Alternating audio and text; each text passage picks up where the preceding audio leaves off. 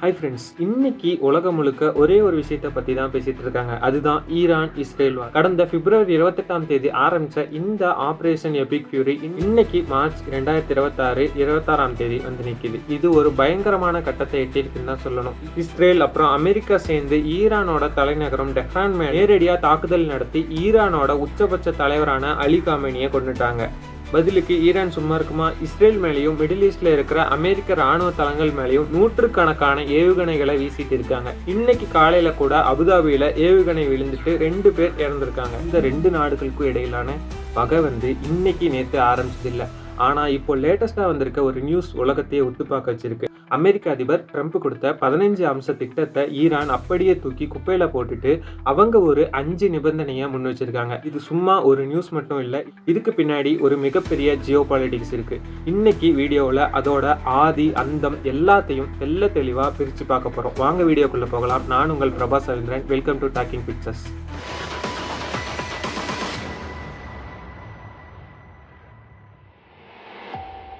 முதல்ல விஷயம் என்னன்னா, இஸ்ரேலுக்கும் ஈரானுக்கும் ஆகாதுன்னு நமக்கு தெரியும். ஆனா இந்த முறை அமெரிக்காவும் உள்ள நேரடியாக குடிச்சது தான் பெரிய திருப்பமா பார்க்கப்படுது. ஈரான் கிட்ட அணு ஆயுதம், அதாவது நியூக்ளியர் வெப்பன் வந்துடக்கூடாதுன்னு இஸ்ரேல் ரொம்ப நாளா சொல்லிட்டு இருந்தாங்க. பிப்ரவரி 28 அதாவது ஒரு மாசத்துக்கு முன்னாடி அமெரிக்காவும் இஸ்ரேலும் சேர்ந்து ஒரு திடீர் தாக்குதல் நடத்தினாங்க. இதோட நோக்கம் ஈரானோட அணு ஆயுத மையங்களையும் அவங்களோட ராணுவ தளபதிகளையும் ஒழிக்கிறது தான். இந்த தாக்குதல்ல ஈரானோட முக்கிய தலைவர் கொல்லப்பட்டதா சொல்லப்படுது. இது ஈரானோட கௌரவத்துக்கு விழுந்த பெரிய அடியா பார்க்கப்படுது. அதுல இருந்து தான் இந்த போர் காட்டு தீ மாதிரி பரவ ஆரம்பிச்சது. இப்போ போர் ஒரு பக்கம் இருக்கட்டும், இதனால உங்களுக்கு என்ன பாதிப்புன்னு யோசிக்கிறீங்களா? ஈரான் ஒரு பெரிய காரியம் பண்ணிருக்காங்க. த ஸ்ட்ரெய்ட் ஆஃப் ஹார்மோஸ் அப்படின்னு ஒரு கடல் வழி பாதை இருக்குல்ல, உலகத்துல உற்பத்தி ஆகிற பெட்ரோலியத்துல 20% மேல இந்த வழியா தான் போகணும். இப்போ ஈரான் அந்த வழியை அவங்க கட்டுப்பாட்டுல கொண்டு வந்துட்டாங்க. ஆனாலும் ஈரான் இந்தியாவுக்கு சப்போர்ட் பண்ணி இந்தியாவோட கப்பலை மட்டும் இந்தியாவுக்குள்ள அனுப்பிட்டு தான் இருக்காங்க.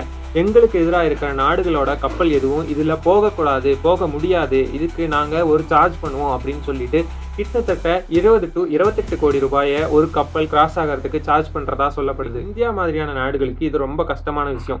ஏன்னா எண்ணெய் விலை ஏறினா நம்ம ஊர்ல தக்காளி விலையில இருந்து தங்கம் விலை வரைக்கும் எல்லாமே ஏறும். சரி, ஓகே, இன்னைக்கு காலையில என்ன நடந்ததுன்னு பார்ப்போம். இஸ்ரேல் ராணுவம் ஈரானோட ஆயுத தொழிற்சாலைகள் மேல 48 மணி நேரத்துக்குள்ள கடுமையான தாக்குதல் நடத்தணும்னு நெதன்யாகு ஆர்டர் போட்டிருக்காரு.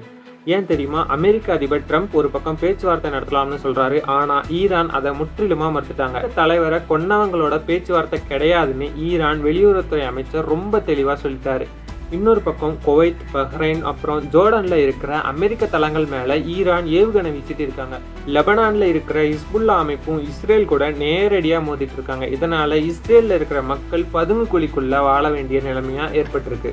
ஆனா நிலைமை சரியாகிற மாதிரி தெரியல, இன்னும் மோசமாகிட்டு தான் இருக்கு. இன்னைக்கு காலையில இஸ்ரேல் ராணுவம் ஈரானோட தலைநகரான டெஹ்ரான்லயும் இஸ்பகான் தலைநகரின் மேல ஒரு பயங்கரமான வான்வெளி தாக்குதலை நடத்தியிருக்காங்க.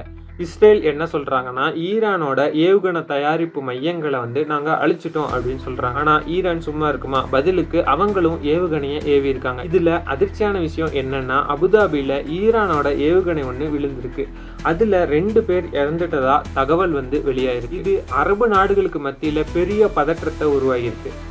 அடுத்தபடியா நீங்க முக்கியமா கேட்கக்கூடிய விஷயம் என்ன அப்படின்னா, த ஹார்மோஸ் ஜலசந்தி, அதாவது த ஸ்ட்ரெய்ட் ஆஃப் ஹார்மோஸ் பத்தி சொல்லு அப்படின்னு தான் கேட்பீங்க. இப்போ முக்கியமான மேட்டருக்கு வரும். உலகத்திலே இருக்கிற மொத்த கச்சா எண்ணெயில 20% இந்த ஸ்ட்ரெய்ட் ஆஃப் ஹார்மோஸ் வழியா தான் போகுது. இது ஈரான் இப்போ முழுக்க எங்களோட கட்டுப்பாட்டுக்குள்ள இருக்குன்னு அறிவிச்சிருக்காங்க. ஆனா இங்க ஒரு ட்விஸ்ட். ஈரான் என்ன சொல்லியிருக்காங்கன்னா, எதிரி நாட்டு கப்பல்களை மட்டும்தான் நாங்க தடுப்போம், மற்ற நாடுகள் போகலாம்னு சொல்லியிருக்காங்க. இதுல இந்தியாவுக்கு ஒரு நல்ல செய்தி இருக்கு. இந்தியா, சீனா உள்ளிட்ட 5 நாடுகளோட கப்பல்கள் மட்டும் இந்த வழியா பாதுகாப்பா போகலாம் அப்படின்னு ஈரான் அறிவிச்சிருக்காங்க. ஈரான் கொடுத்த இந்த ஸ்பெஷல் பர்மிஷன் பத்தி நீ என்ன நினைக்கிறீங்கன்னு கமெண்ட்ல சொல்லுங்க. இது இந்தியாவுக்கு கிடைச்ச ஒரு ராஜதந்திர வெற்றியா தான் பார்க்கப்படுது. அடுத்து முக்கியமான விஷயம் என்னன்னா, த ட்ரம்ப். இவரை பார்த்தா நமக்கு கொஞ்சம் கடுப்பாக தான் ஆகும். அமெரிக்காவோட அதிபர் டொனால்ட் ட்ரம்ப் இந்த போரை நிறுத்த என்கிட்ட ஒரு 15 திட்டம் இருக்கு அப்படின்னு சொல்லி அதை ஈரானுக்கு ஒரு மெசேஜ் அனுப்பியிருக்காங்க. இந்த நியூஸ் பத்தி பார்ப்போம். ட்ரம்ப் கொடுத்திருக்க அந்த 15 பாயிண்ட்ஸ் பிளான் என்ன, ஈரான் ஏன் அதை வேணான்னு சொல்லிச்சு, ஈரான் கேட்டிருக்க அந்த 5 கண்டிஷன்ஸ் என்னென்ன. ஈரான் சொல்ற முதல் விஷயம், எங்க மேல பண்ற கொலைவெறி தாக்குதலையும் முக்கிய தலைவர்களை குறி வச்சு பண்ற படுகொலை தாக்குதலையும் நிறுத்தணும். 2வது, இனிமேல் இப்படி நடக்காதுன்னு என்ன கேரண்டி அப்படின்னு கேட்குறாங்க. 3வது, போர்னால எங்களுக்கு ஏற்பட்ட நஷ்டத்துக்கு பணம் கொடுக்கணும். 4வது, ரொம்ப முக்கியமானது, ஹார்மூஸ் நீரிணை மேலே எங்களுக்கு இருக்கிற ஆதிக்கத்தை நாங்கள் செலுத்திட்டே தான் இருப்போம். அதுக்கு நீங்கள் எந்த ஒரு தடையும் விதிக்கக்கூடாது அப்படின்னு சொல்லி ஈரான் 4வது நிபந்தனையாக போட்டிருக்காங்க.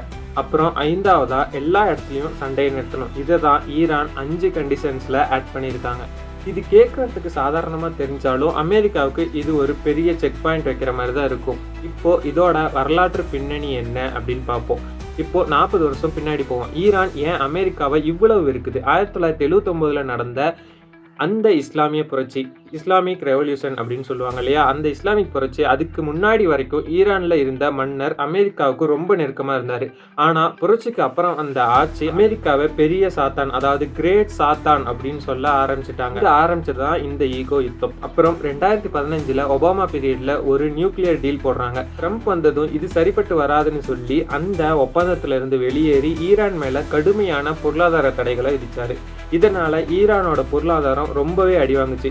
இப்போ அந்த கோபத்தோட வெளிப்பாடாதான் இந்த நிராகரிப்பு இருக்குன்னு பல கிரிட்டிசைஸ் வந்துட்டே தான் இருக்கு. இந்த போருக்கு முக்கியமான பகுதியாக கருதப்படுறது the strait of Hormuz. Strait of Hormuz ஏன் இவ்வளவு முக்கியம் தெரியுமா? 5 நிபந்தனைகள்ல ஈரான் போட்டிருக்க 4வது நிபந்தனையா இருக்கிறது ஹார்முஸ் மேல இருக்கக்கூடிய அதிகாரம் எங்களுக்கே வேணும் அப்படின்னு கேட்டிருக்காங்க. அதுதான் இங்க முக்கியமான பாயிண்டா பார்க்கப்படுது. ஈரான் கேட்டிருக்க 5 நிபந்தனைகள்ல இந்த ஸ்ட்ரெய்ட் ஆஃப் ஹார்முஸ் பத்தி சொன்னேன்ல, அது ஏன் இவ்வளோ முக்கியம் தெரியுமா? உலகத்தில் கப்பல் வழியாக போகிற கச்சா எண்ணெயில் கிட்டத்தட்ட 20 to 30% இந்த ஒரு சின்ன கடல் பகுதி வழியாக தான் போகுது. ஈரான் நினைச்சா இந்த வழியை மூடிட முடியும். அப்படி மூடினா உலகத்தில் பெட்ரோல் டீசல் விலை எங்கேயோ போயிடும். இதனால தான் அமெரிக்கா அங்கே எப்பவும் தன்னோட போர்க்கப்பலை நிறுத்தி வச்சிருக்காங்க. இப்போ ஈரான் என்ன சொல்றாங்கன்னா, இங்க எங்களோட அதிகாரம் தான் செல்லணும் அப்படின்னு சொல்லிட்டு அமெரிக்காவோட மூக்கு அறுக்கிற மாதிரியான ஒரு விஷயத்த சொல்றாங்க. இப்போ உங்களுக்கு ஒரு டவுட் வரும், ட்ரம்ப் என்ன கேட்டிருக்காரு? ஈரான் அணு ஆயுதம் தயாரிக்கக்கூடாது, மற்ற நாடுகளுக்கு சப்போர்ட் பண்ணக்கூடாது, ஏவுகணை சோதனையை நிறுத்தணும், இப்படி 15 கண்டிஷன்ஸை ட்ரம்ப் அனௌன்ஸ் பண்ணியிருக்காரு. ஆனால் ஈரான் என்ன சொல்லுது? நீங்கள் முதல்ல எங்களை அடிக்கிறத நிறுத்துங்க, எங்களுக்கு நஷ்டஈடு கொடுங்கன்னு பதிலடி கொடுக்குறாங்க. இது ஒரு கோல்டு வார் மாதிரி தான் போயிட்டு இருக்கு. ஈரான் இப்போ ரொம்பவே ஸ்ட்ராங்காக பேசுறதுக்கு காரணம் அவங்களுக்கு பின்னாடி இருக்கிற ரஷ்யா அண்ட் சீனா.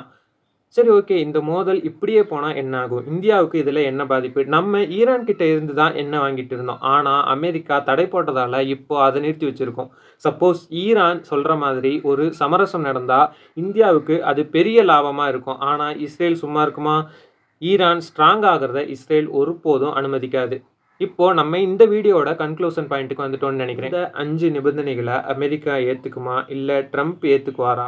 ஈரான் சொல்கிறது நியாயமா இல்லை அமெரிக்கா பண்ணுறது சரியா? உங்களோட கருத்து என்னன்னு கமெண்ட்டில் சொல்லுங்கள். இந்த வீடியோ உங்களுக்கு பிடிச்சிருந்தா லைக் பண்ணுங்கள், உங்கள் ஃப்ரெண்ட்ஸ்க்கு ஷேர் பண்ணுங்கள். நான் உங்கள் பிரபா சவீந்திரன். இது உங்கள் டாக்கிங் பிக்சர்ஸ். நன்றி.